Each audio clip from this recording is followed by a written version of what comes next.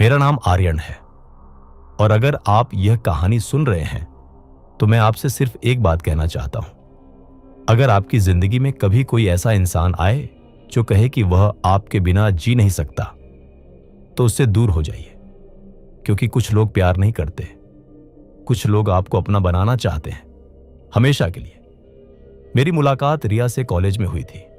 वह सुंदर थी, शांत थी और सबसे अलग थी। पहले पहले मुझे लगता था कि मैं दुनिया का सबसे खुशकिस्मत इंसान हूं। वह मेरा बहुत ख्याल रखती थी, मेरे लिए खाना बनाती, मेरी हर परेशानी सुनती। लेकिन धीरे धीरे मैंने महसूस किया कि उसका प्यार सामान्य नहीं था। रिया को मेरी हर चीज जाननी होती थी। मैं कहां हूं, किसके साथ हूं, कब घर पहुंचूंगा, किससे बात कर रहा हूं। अगर मैं 5 मिनट तक रिप्लाई न करूं तो उसके 10 मिस्ड कॉल आ जाते थे। एक बार मैंने मजाक में कहा था, तुम तो मेरी जासूस बन गई हो। उसने हंसते हुए जवाब दिया था, अगर मुझे मौका मिले तो मैं तुम्हारे दिमाग में कैमरा लगा दूं। उस समय मैं हंस दिया। काश मैं तब समझ जाता कि वह मजाक नहीं कर रही थी। एक रात मैं अपने दोस्तों के साथ बाहर था। रिया को बताया था कि मैं देर से आऊंगा। करीब 12 बजे मैं सड़क किनारे खड़ा होकर चाय पी रहा था। तभी उसका मैसेज आया, लाल जैकेट तुम पर अच्छी लग रही है। मेरे हाथ रुक गए। मैंने जवाब दिया, तुमने कैसे देखा? कुछ सेकंड बाद रिप्लाई आया, मैं हमेशा तुम्हें देखती हूं। मेरे शरीर में सिहरन दौड़ गई। मैंने चारों तरफ देखा, लेकिन वह कहीं नहीं थी। उस रात पहली बार मुझे लगा कि कुछ गलत है। अगले कुछ महीनों में उसकी हरकतें और अजीब होती गईं। उसे मेरे दोस्तों के नाम याद थे, उनकी गर्लफ्रेंड्स के नाम भी। उसे पता होता था कि मैं किस दुकान से सामान खरीदता हूं, किस रास्ते से घर जाता हूं। यहां तक कि एक दिन उसने मुझे मेरी ही एक पुरानी फोटो भेजी। वह फोटो मैंने कभी किसी को नहीं दिखाई थी। वह मेरे लैपटॉप में सेव थी। मैंने उससे पूछा कि उसे यह कहां मिली। उसने सिर्फ एक स्माइली भेजी। उस दिन पहली बार मुझे उसे डर लगा। कुछ हफ्तों बाद मैंने रिश्ता खत्म कर दिया। रिया मेरे सामने बैठी थी। उसकी आंखों में आंसू नहीं थे, गुस्सा भी नहीं था, बस एक अजीब सी मुस्कान थी।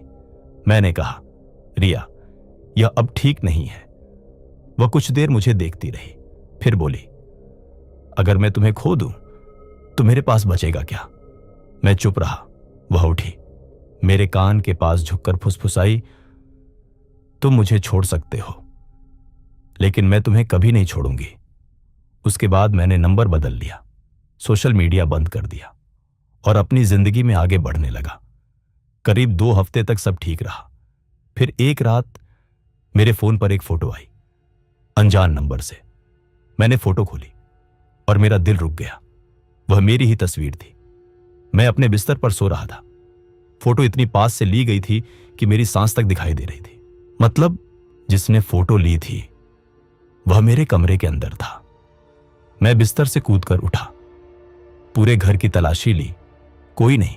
खिड़कियां बंद, दरवाजे बंद, सब कुछ बंद। लेकिन फोटो असली थी, बहुत असली। उस रात मैं नहीं सोया। अगले दिन एक और फोटो आई। मैं ऑफिस में बैठा था, कंप्यूटर स्क्रीन देख रहा था और फोटो मेरे ठीक पीछे से ली गई थी। मैं तुरंत पलटा, लेकिन वहां कोई नहीं था। उसके नीचे एक मैसेज लिखा था, तुम बहुत थके हुए लग रहे हो। उसके बाद यह रोज होने लगा। हर दिन एक नई फोटो, हर दिन एक नया मैसेज। आज नीली शर्ट अच्छी लग रही है, आज तुम उदास हो, तुमने खाना नहीं खाया। मुझे महसूस होने लगा कि कोई हर समय मुझे देख रहा है। मैंने अपने फ्लैट में सीसीटीवी कैमरे लगवा दिए। अब मुझे लगा कि सच सामने आ जाएगा। लेकिन उसी रात कुछ ऐसा हुआ जिसने मेरी रीढ़ जमा दी। सुबह फुटेज चेक करते समय मैंने देखा कि रात 3:07 बजे मेरे बेडरूम का दरवाजा अपने आप खुला था। कमरे में कोई दाखिल नहीं हुआ, लेकिन दरवाजा खुला। लगभग 2 मिनट तक खुला रहा, फिर खुद बंद हो गया। उस समय मैं अंदर सो रहा था। उस फुटेज को देखते हुए मेरे हाथ कांप रहे थे। तभी फोन पर नोटिफिकेशन आया, एक नई फोटो।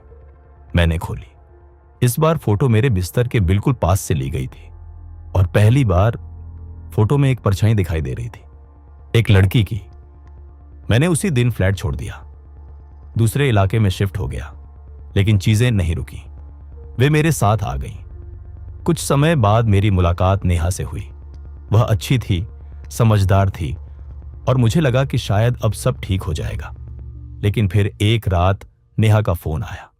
वह रो रही थी। आर्यन, कोई मुझे मैसेज भेज रहा है। मैंने पूछा क्या लिखा है। उसने स्क्रीनशॉट भेजे। पहले मैसेज में लिखा था, उसे दूर रहो, दूसरे में वह मेरा है, और तीसरे में मैं अभी भी यही हूं। उस रात नेहा ने मुझे एक और बात बताई।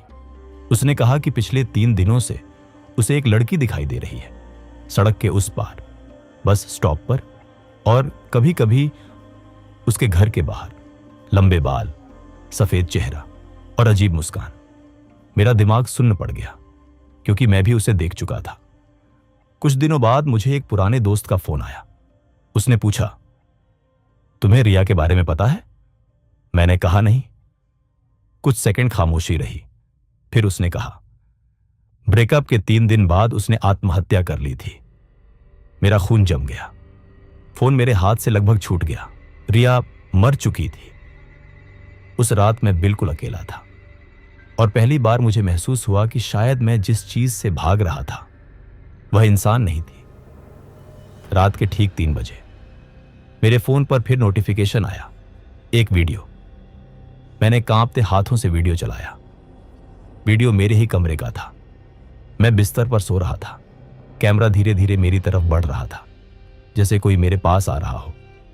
फिर वीडियो में एक धीमी फुसफुसाहट सुनाई दी, मैं यहां हूं। वीडियो खत्म हो गया। मैंने तुरंत कमरे की लाइट जलाई, और तभी मेरी नजर अलमारी के शीशे पर पड़ी। मेरे पीछे कोई खड़ा था। मैंने शीशे में साफ देखा, लंबे काले बाल, सफेद चेहरा, काली आंखें और होंठों पर मुस्कान। रिया! मैं चीखते हुए पलटा, लेकिन कमरा खाली था। फोन फिर बजा। एक आखिरी फोटो आई थी। मैंने फोटो खोली और मेरी सांस रुक गई। वह फोटो उसी पल की थी। मैं शीशे की तरफ देख रहा था और मेरे पीछे रिया खड़ी थी। लेकिन यही सबसे डरावनी बात नहीं थी। सबसे डरावनी बात यह थी कि फोटो में रिया कैमरे की तरफ नहीं देख रही थी। वह सीधे मुझे देख रही थी, जैसे उसे पता हो कि मैं ये फोटो देखने वाला हूं। फोटो के नीचे सिर्फ एक लाइन लिखी थी, मैंने कहा था ना, मैं तुम्हें कभी नहीं छोड़ूंगी। आज उस घटना को 3 साल हो चुके हैं। मैंने शहर बदल दिया, घर बदल दिया, नंबर बदल दिया, सब कुछ बदल दिया, लेकिन हर महीने एक नई फोटो आ जाती है मेरी, जहां भी मैं होता हूं, जो भी कर रहा होता हूं। और हर नई फोटो में रिया पहले से थोड़ी और करीब खड़ी होती है। पहले वह कमरे के कोने में थी, फिर दरवाजे के पास, फिर मेरे पीछे। कल रात जो फोटो आई, उसे देखने के बाद मैं सो नहीं पाया, क्योंकि इस बार रिया मेरे पीछे नहीं खड़ी थी। वह मेरे कंधे पर झुकी हुई थी, और उसके होंठ मेरे कान के पास थे, जैसे वह कुछ फुसफुसाने वाली हो।